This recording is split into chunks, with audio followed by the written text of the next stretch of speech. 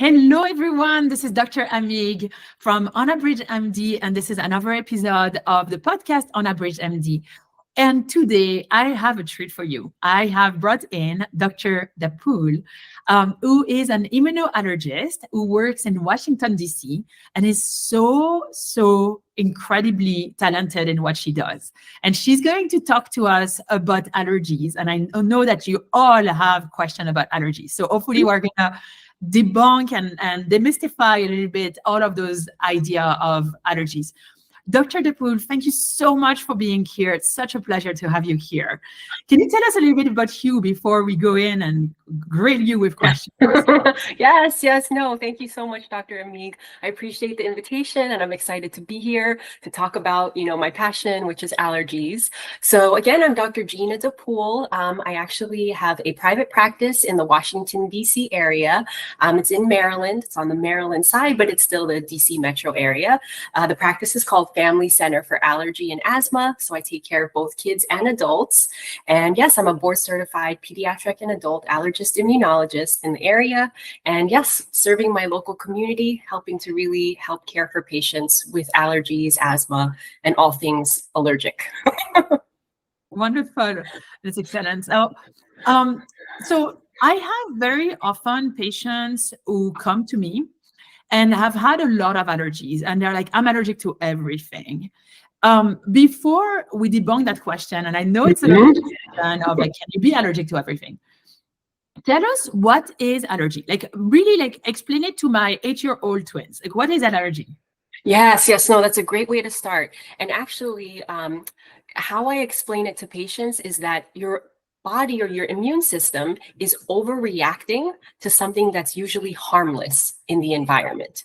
So interestingly, it kind of parallels autoimmune conditions where your body is reacting to self-antigens, meaning something that your own body is making. But in the allergic world, you are having this immune dysregulation or an inappropriate response to something that's typically harmless. So anything from pollen, pet dander, foods, drugs. So that's the difference, where your body is overreacting to something that's typically harmless for a majority of people, if that makes sense. It does. It's really funny because it's the, when you're describing it, you're almost describing the same way that I would describe the autoimmune process. Except that you're like, do something. And I'm like, oh, well, we don't have the something. And it's like your own body in our case. Exactly. So there are many types of allergies. I think the most common is probably the sort of the atopic eczema, the one where you put, you have like nickel, and I think that that's super common, right? Like nickel and like jewelry that are not good, obviously, but were expensive. Then you develop this allergy. Like what? So tell us a little bit, like when you're seeing a patient that tells you, I think I'm allergic, how do you approach those patients? And like explain to us how you're thinking so we understand like the process. Yes. No, great question. So how it works is that there's so many forms of allergies. So we really try to narrow down, is a patient coming in because of airway allergies? So that's what we call allergic rhinitis, when it has to do with your nose and inflammation up here. If it's airway inflammation, that's where it gets called asthma. So those can come together for a majority of patients. And then for skin allergies, there's a whole different types of them. So there's urticaria, which are hives. As you were mentioning, contact dermatitis. So that's when patients can be allergic to certain metals or chemicals that are inside your shampoos, conditioners, soaps. And then you develop rashes where those touch your skin. And then we can try to identify, what those ingredients are. There's also atopic dermatitis, also known as eczema. So that's the inherent skin form of allergies, where you might have eczema growing up as a kid, then it develops into allergic rhinitis, and then into potentially asthma. So this is what we call the atopic march, where some people may have this predisposition to developing these stages of allergic conditions. So as you had asked, when patients come to me, I kind of break it down to say, all right, well, let's start first. Do you want to deal with the skin, or do we want to talk about your airways? Because each of them really has its own unique features. And when we discuss it, it's a whole host of things that can take take, a lot of time, but many patients actually have all of these combined together. So it's not uncommon that you have the allergic rhinitis with the asthma, with the contact dermatitis, as well as eczema. They kind of go together. And that's really interesting. So, we say that things come in cluster when it comes to autoimmune disorder. It sounds, what I'm wondering, and what I kind of want to debunk here, like if there is anything to debunk, maybe there is nothing, is this idea that you can be really severely allergic to a lot of things. And I remember, I think this was in medical school, so a long time ago now, someone saying, well, no, technically you can only be allergic to one thing, but I've definitely seen patients being severely allergic to more than one thing. Can you just share why someone would have told me that, first of all? Yes. No, so that's very common, actually. So when you say you're allergic to a lot of things, let's use allergic rhinitis, for example. So patients may not just say, oh, I'm allergic to pollen. Sometimes there's also the tendency to say, oh, I also have problems when I encounter a cat or a dog, or I'm around dust and dust mites, or around mold. So these are the things where if you get back to the mechanism of allergies, it means that your body was exposed to this allergen. And the abnormal part is that it made what's called an allergic antibody, or what we call an IgE. And when you're in my office, I do this thing with my hands. I make this Y-shaped molecule so that people who learn better with, visuals, we see that. And so I do this with my hands and I say, okay, well, your body made this. And most people don't make this, but those patients who come see me are making this to different things. And that's why when you encounter that in the future, your body will say, there's my partner. It breathes it in, or you encounter that. And then within 15, 20 minutes is when you have the reaction. So that's how I kind of explain it, where how you would develop these antibodies is really, it's a mystery, but a lot of it has to do with your genetics. So if there's some family history, a parent that has allergies, asthma, eczema, there's the possibility, there's a higher probability of you as the child getting it. But that's why that's one component. And the other is your environment. So an example is you're not going to be allergic to a cat or dog if you've never seen it before. So you had to have seen the allergen in the past. And the abnormal part was that it made that allergic antibody. And then you're subsequently what I call primed to have the reaction when you encounter the allergen in the future. So, you can have sensitivities to pets, pollen, dust mite, foods, but the abnormal part is your body reacting to something that's typically not harmless. And it is possible to have allergies to many things. And it's not that we can identify why that's the case.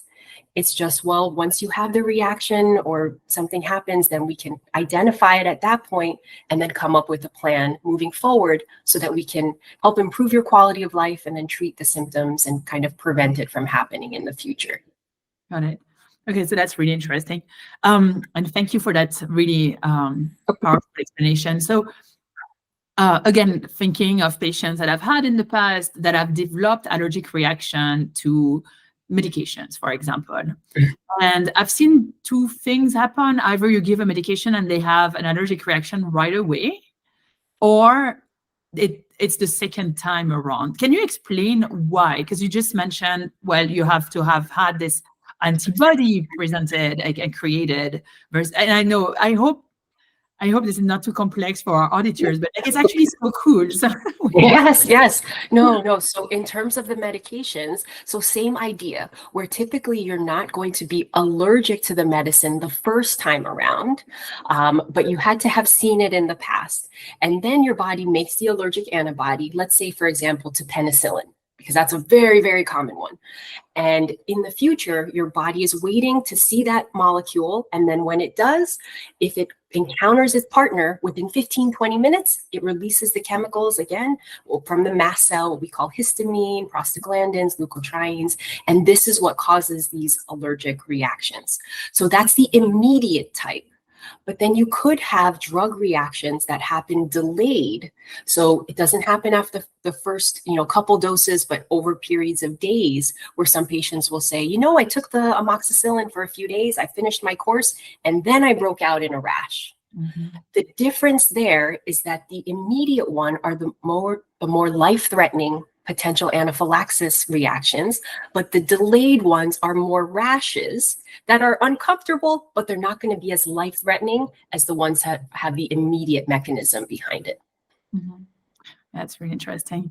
And then I guess I want to hear more about what the treatment thought process is. So you have some.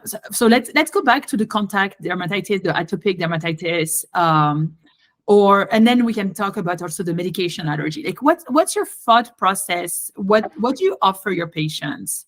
I mean, in general, because everyone is very individual, and I'm sure it depends on everyone. But I just like kind of like, how do we think? So the important part with all of these allergies is to try to identify the trigger. So as you were saying, for contact dermatitis, we actually have testing that's available so we can find out, well, what are you touching and coming into contact with so that you can identify it. And we tell you, well, it's found in these products. These are other names for it. So that by looking at your labels on your conditioners, your shampoos, your body products, you can stop using those products so that the rash doesn't keep coming back. So the important thing is really identifying it and avoiding it. So that's to answer your question about contact dermatitis. For eczema, same thing. Sometimes we have allergic triggers that can trigger the eczema. When you're younger, it can be food related. So this is more when you're an infant or you're a toddler and you're being introduced to foods. Sometimes these foods can actually trigger eczema. So when you're at that age group, we try to look for food triggers that do it. But if you have eczema as, you know, an adult, it's not typically triggered by food. So there's something else. So that's when we can do skin testing to really look at, okay, is it something that you're in your environment, whether it's the pollen, the dust mite, the cat, the dog, any mold, that when you encounter it, that it's triggering, you know, those itchy rashes and things like that. So same idea too with an allergic rhinitis and asthma. We can try to identify what those triggers are, because if we can avoid as best we can, you know, the pollen and the animal dander, and tell you what measures can decrease those symptoms, then you won't have as many of the stuffy, runny nose, itchy, watery eyes, postnasal drip. And then for the asthma, it's trying to prevent the symptoms of coughing, wheezing, shortness of breath, and chest tightness. So the way to go about it is, if we can identify a trigger for any of these allergic conditions, that's number one. And number two is then advising the patient and educating them, well, this is what it is, this is how you can avoid it, so that we're not continually having these recurring symptoms. And so I guess my follow-up question is, like, when do you do desensitization? Do you want to explain what it is? Oh, yes, great. So there are certain allergic conditions where we can desensitize. And the main one that we do, especially in the private practice realm, is for allergic rhinitis and asthma. So it's called allergen immunotherapy. And the lay term for it is allergy shots. So you might have heard of this. And, you know, people hear about this all the time. They're like, oh, I have a friend on allergy shots. And then when we get into it, it kind of makes more sense. But the idea behind this, so, you know, going a step back, we talk about finding out what you're allergic to, right? So we talk about that and how to avoid it.